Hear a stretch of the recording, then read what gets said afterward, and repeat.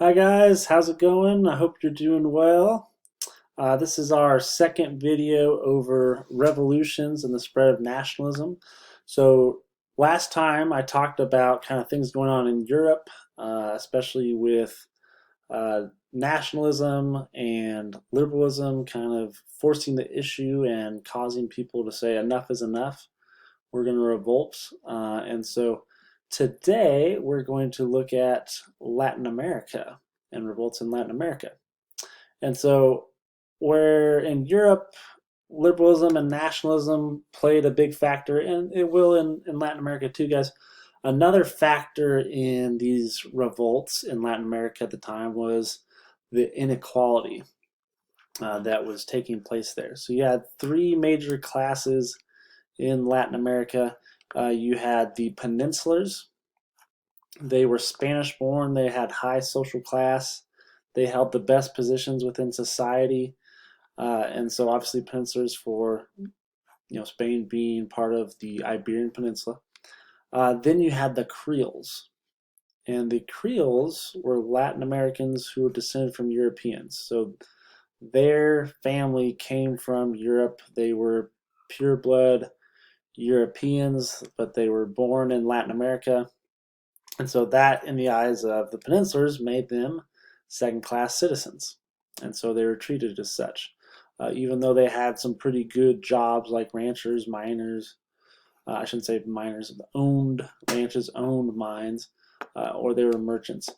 The people at the bottom of the totem pole in the class system of Latin America at the time were the Mestizos and the Mulattoes. So Mestizos were European mixed with Native American descent, and mulattoes were people who were descended from Europeans and Africans.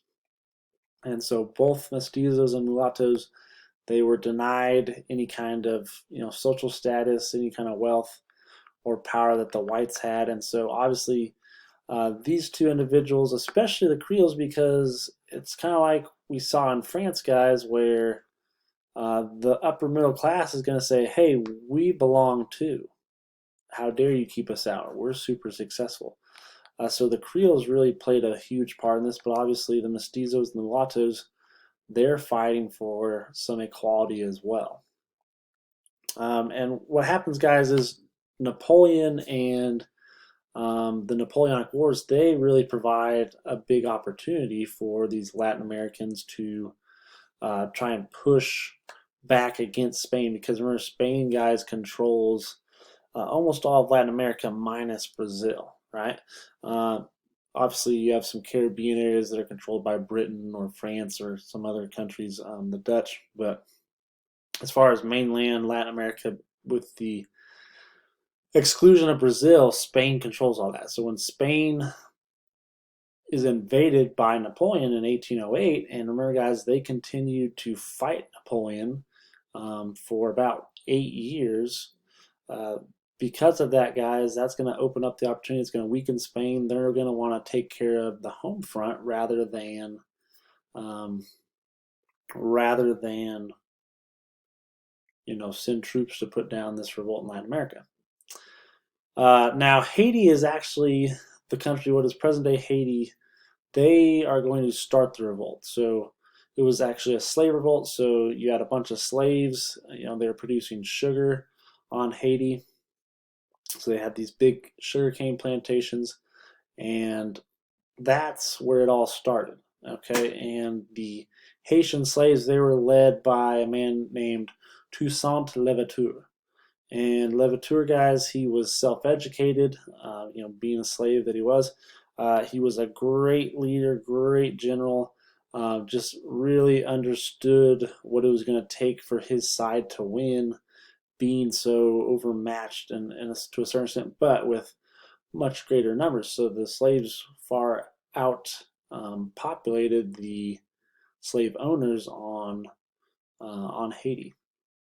Okay, so 1802, guys, Napoleon, he's going to try and take them back, but he'll be unsuccessful. Yellow fever will set in on a lot of his troops, which is a tropical disease. So obviously the Haitians are used to it, so it doesn't affect them as badly. And so that really backfires on Napoleon. By 1804, the island is totally liberated. This actually, guys, coincidentally, is also what encourages Napoleon Bonaparte to sell all his holdings in the New World. Okay, let's get it out of here. I don't have the sugar plantations anymore in Haiti. Who needs it? Okay. Now, Mexico.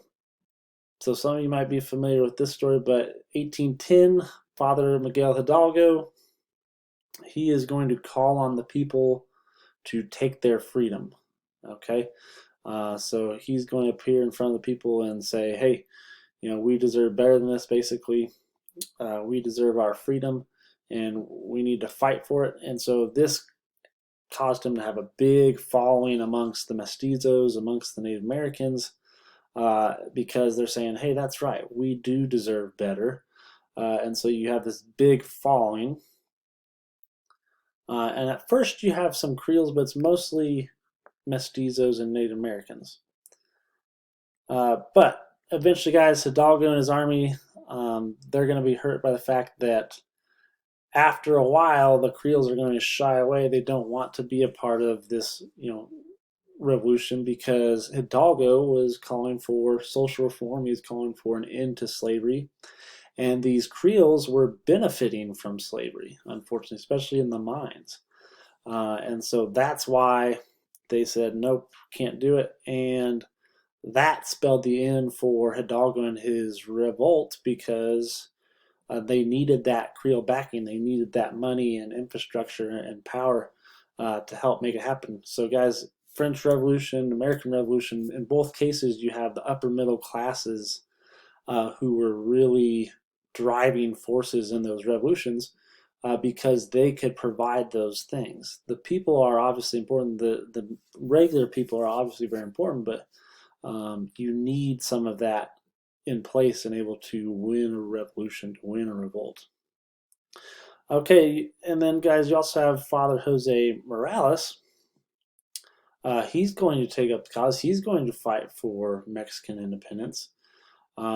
He's also going to push for freeing the slaves. He's also going to push for more rights, in this case, universal suffrage, which means the freedom to vote for all men, something that France had at that time. And so he's going to lead these rebel forces against the Spanish government for several years. But then he is captured and killed. And so it's really kind of strike out, strike out. They can't get anything happening. Finally, guys, they're going to receive their independence. So in 1820, liberals in Spain are going to force the king to issue a constitution. So the liberals in Spain, so remember we talked about Europe, how the liberals played a factor. And so you have this guy, Augustine de Intrude. He is a conservative Creole, and he's going, oh no, I can't have this. So he revolts. He overthrows the Spanish viceroy because he doesn't want a constitution in Mexico. And so he says, okay, I'm going to overthrow this guy, but he then establishes himself as Emperor of Mexico. And so it's kind of interesting that they really traded one master for another. It's just this one is Creole. Okay. So South America, guys, lots of revolts are going to take place at this time as well. Okay. So like we said, Napoleon, he comes in and invades Spain. That really opens the door for people to rebel in the Spanish colonies in Latin America. And you have this guy, Simon Bolivar. He was a very smart, intelligent, upper class individual. And he said, hey, these people deserve independence. We deserve independence. So 1810, he led a rebellion and established the republic in his homeland of Venezuela. Venezuela, guys, they're going to fight a long civil war despite that. But Bolivar, he's going to continue to push through and really force the issue with these revolts. He's going to go to other places in South America and try and help them fight for their independence. So he wasn't just about himself. He was about, independence for all Latin Americans. Okay, and so he is going to end up devising a plan to get his army across the Andes to attack the capital of present-day Colombia, Bogota, and he is very successful. He gets the help of the Venezuelan cowboys, the very famous cowboys down there, guys. And so that's very successful as well. And so he's able to take Bogota in 1819, which obviously these cowboys, they know the land, they know the terrain. And so that was a big factor. Obviously, you get the cavalry involved as well. He's also going to win in Caracas. And then, guys, he's going to join up with another leader of rebellion in South America, Jose de San Martin. And Martin, guys, he is going to be operating mostly in the southern part of South America, Ecuador, Peru, Bolivia. And so he helps liberate the South as well, like, for example, Argentina. So that was his homeland. He's a Creole there. Was militarily trained in Europe, so he's a very skilled officer as well. And so he's going to lead his army over the mountains to defeat the Spanish in Chile. Then he's going to also help liberate Peru. Okay, so lots of liberation going on here, guys. Lots of, Martin and Bolivar guys able to kind of make hay while the sun shines because of forces in Europe being tied down with Napoleonic wars.